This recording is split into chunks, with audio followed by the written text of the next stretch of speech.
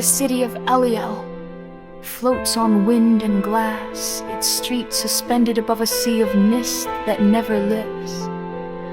The towers hum with magic, their veins glowing faintly at dusk like the quiet breath of something ancient. You learn quickly here, don't make promises near the gates, don't lie while facing the moon, and never ever say a name unless you mean to keep it. I was a tether-scribe. My work was not to weave spells, but to bind them. Fix the fraying seams of forgotten enchantments, stop the collapse of memory-bound wards. I spent most days alone with words no one dared speak aloud anymore. Words with teeth, words that listened back. And I was content like that, until the starlight fractured. It happened in the upper circle, in the garden temple where silence was law. One moment the glass stars above burned steady and white, the next they shattered. Midday turned to violet dusk, and the air shimmered like someone had torn through time itself. He emerged from that tear, not born of fire or light, but shadow laced with ember. His skin carried faint cracks like marble, his hands marked with ancient calligraphy that bled silver when he touched the ground. His eyes, they were wrong, not in shape or color, but in depth, as if they remembered too much. The temple guards called him a revenant, soul bound to a curse, memory unkillable. They caged him beneath the scriptorium in rune iron chains, but the moment I saw him, I knew. I felt something collapse in my chest, not like falling in love, but like forgetting a name and suddenly hearing it whispered from far away. He didn't speak for days, just stared through me like I was a ghost wearing someone else's skin. And maybe I was, because with every passing hour I began to remember him. Not from this life, from the one I buried. Fragments came first. Fire on a battlefield of frost, a kiss before betrayal, a promise made on bloodied knees under moons long extinguished.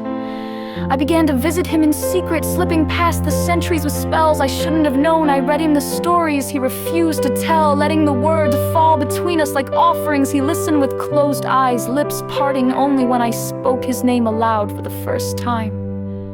Kael. He flinched and then smiled. "That's not the name they gave me this time," he said, "but it's the only one that ever mattered." The guards warned me. He was dangerous, a living echo of a war long erased from history. But danger has a strange shape when it wears the face of someone who's cried your name across centuries. We learned how to touch without triggering the wards. We shared memories like stolen sweets. He told me things he never said before, the way the stars sound when they fall, the weight of guilt that doesn't fade, the loneliness of being remembered too late.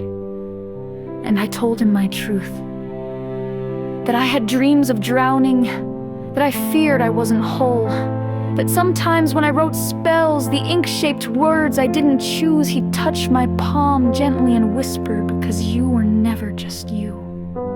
The twist came on the night of eclipse. The city began to fracture, towers cracked, spells buckled, Aelrielle's floating streets trembled like a heart near death.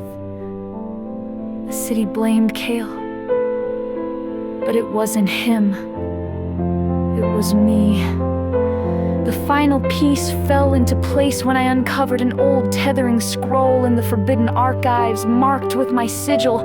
My soul, centuries ago, had bound his to this realm, not to save him, but to trap him, because I was the one who ended the last war. I'd killed him, and I couldn't bear to lose him. So I broke every rule of magic to keep him from fading. And when I was reborn in this life, I sealed that truth so deep inside myself, not even the stars could dig it out. Until now. He didn't blame me.